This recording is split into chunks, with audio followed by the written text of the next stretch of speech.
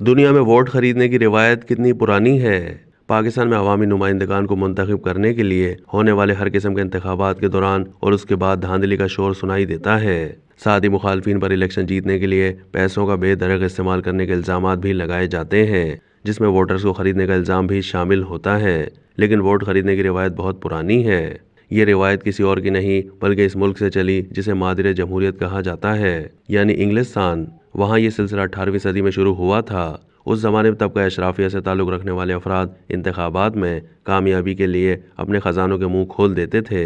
اس زمانے میں سب سے معروف مثال 1768 میں نارتھ ہیمپٹن شائر میں ہونے والے انتخابات کی ہے۔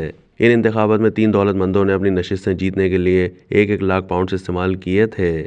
رقم کے علاوہ رائے دہندگان کو دیگر اقسام کی بھی لالچ دی جاتی ہے۔ یہ لالچ دینے والے کبھی یہ کہتے ہیں کہ فلاں شخص یا جماعت کو ووٹ دیا جائے، اور کبھی ووٹ نہ دینے پر بھی رقم اور مراد دی جاتی ہیں۔ انتخابات میں حکومتوں اور سرکاری اداروں کا کردار بھی اہم ہوتا ہے۔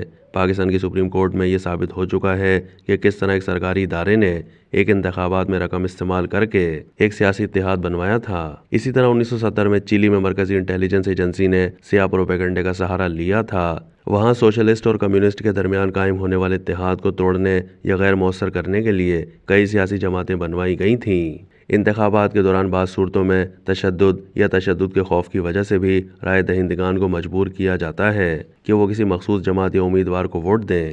بعض ممالک میں اس مقصد کے لیے بعض سیاسی جماعتیں بدصفت افراد کی خدمات معاوضے کے عوض یا کسی لالچ کی بنیاد پر حاصل کرتی ہیں، اور بعض سیاسی جماعتوں کے کارکنان خود یہ کام کرتے ہیں۔ بعض علاقوں میں لوگوں کو یہ خطرہ ہوتا ہے کہ اگر ان کے علاقے سے کسی ایسی جماعت کا امیدوار منتخب ہو گیا جو زیادہ طاقتور نہ ہو، تو طاقتور جماعت کے کارندے یا کارکنان انتخابات کے بعد ان کے علاقے میں دنگا فساد شروع کر دیں گے۔ بعض اوقات قانونی یا غیر قانونی طور پر کسی علاقے کے لوگوں یا کسی مخصوص لسانی یا سماجی اکائی کو یہ باور کرایا جاتا ہے کہ وہ ووٹ دینے کے اہل نہیں ہے، اور اگر اس نے ووٹ دیا تو اسے قانون کے تحت سزا ملے گی۔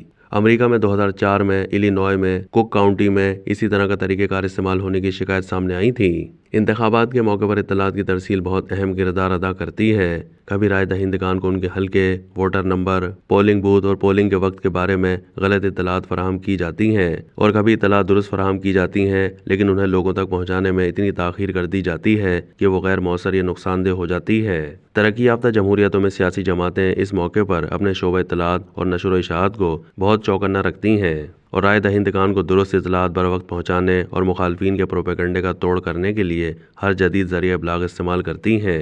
پاکستان میں بھی اب سیاسی جماعتیں کسی حد تک ایسا ہی کرنے لگی ہیں، لیکن دیگر ممالک بالخصوص ترقی یافتہ ممالک کے برعکس پاکستان میں سیاسی جماعتیں رائے دہندگان کی ذہن سازی اور جمہوری تربیت کے لیے کچھ خاص کام نہیں کرتیں۔